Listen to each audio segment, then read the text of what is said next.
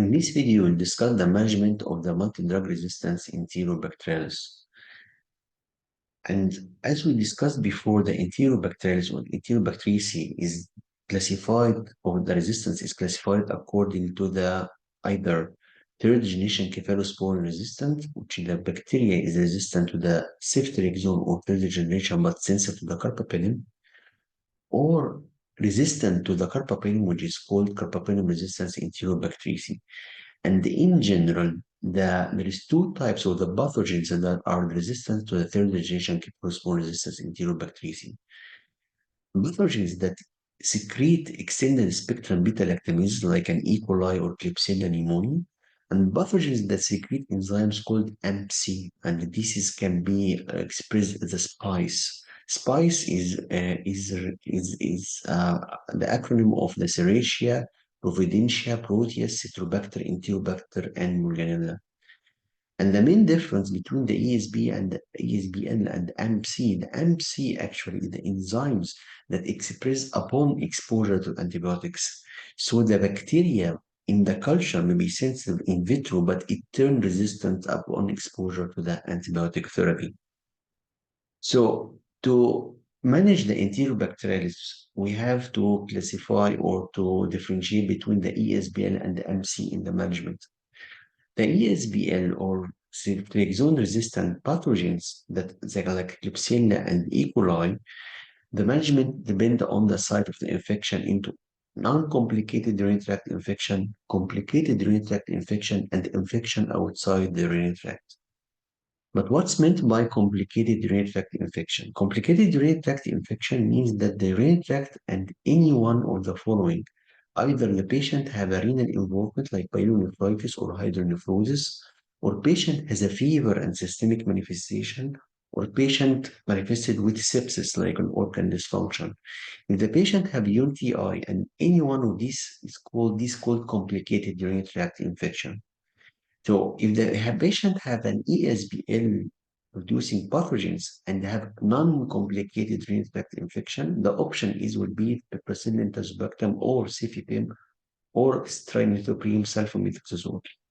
But if the patient have a complicated urinary tract infection, the option will be ertapenem, meropenem, ciprofloxacin, levofloxacin, or aminoglycoside. But if we have an infection outside the urinary tract, like pneumonia, for example, the option is ertapenem and meropenem. And the take-home message in this part is: do not use piperacillin tazobactam or cefepime if you have a complicated urinary tract infection or infection outside the UTI in pathogens producing extended spectrum beta lactamases, even if these pathogens are sensitive in vitro. For MC, the recommended treatment would be the ertapenem, meropenem, ciprofloxacin, levofloxacin, and again trimethoprim sulfamethoxazole. And as we said before, the enzyme of the MBC will be expressed upon exposure to antibiotics. So the bacteria may be sensitive in vitro, but it turns resistant upon exposure to antibiotics. That is why in this type of bacteria, it's SPICE, do not use ceftriaxone, cefepime, or piperacillin tazobactam, even in the empiric therapy or even in the culture is sensitive in vitro. And we show the examples some examples for cultures to understand the message of what's meant by how to use in vitro or in vivo cultures. For example, if you have urinary tract infections and patient have an E. coli, this E. coli is resistant to the ceftriaxone. Because it is resistant to the ceftriaxone protease, it an ESBL, the extended spectrum beta lactamases bacteria. So the option is, of course, we will not use ceftriaxone because it is resistant in the cultures, but the cefepime and piperacillin tazobactam is sensitive in the culture, but we cannot use these two antibiotics because the infection is complicated urinary tract infection with ESBL. So although the cefepime and piperacillin tazobactam is sensitive in vitro, we will not use it in this patient type. The second example is patient with urinary tract infection, again with complicated urinary tract infection, but at this time, the patient had a Klebsiella pneumoniae, and the Klebsiella is sensitive to the ceftriaxone. Sensitive to receptor zone, so this bacteria is non-ESBL producing. So we can use any types of these antibiotics. There is no restriction because these types does not produce ESBL. The third example is complicated urinary infection with Proteus. Proteus is from the spice family. Spice family means that this family is high risk of to producing MC enzymes. What's meant by MC?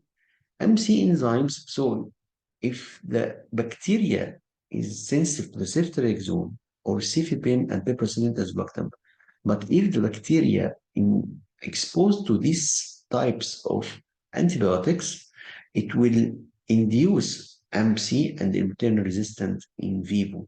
So even if the culture is sensitive to the ceftriaxone or cefepime or piperacillin tazobactam, we will not use any types of these and we'll have option to have ciprofloxacin, aminoglycoside, or ertapenem. The last part is the carbapenem resistance Enterobacteriaceae. The carbapenem resistant Enterobacteriaceae, we must ask first, are new beta-lactam, beta-lactamase inhibitors susceptible in vitro? If the answer is yes, we will use it. They are available and susceptible. We will use new beta-lactam, beta-lactamase inhibitors without any combination. But if the answer is no, it is not available or not susceptible, we will check the meropenem MIC. If the meropenem MIC less than 8, we use meropenem-based combination. If like tigecycline, colistin, and aminoglycoside, if meropenem MIC more than 8, we use combination of any two active antibiotics. And the options of the new beta-lactam, beta-lactamase inhibitors depend on the genetic pattern of the bacterial resistance. If the bacteria is the KPC producing, we have the option to use either ceftazine avibactam, meropenem vaporbactam, or imipenem maridebactam. If it produces OXA48, we have the option to use ceftazine avibactam as a monotherapy. If it is an MPL family, either NDM or VIM or M, we can use ceftazine avibactam plus aztreonam or cefdiergol. But if we don't have any of these new beta-lactam, beta-lactamase inhibitor, the alternative is to use meropenem plus any combination from the colistin, tigecycline, or aminoglycoside according to the culture and sensitivity. Thank you.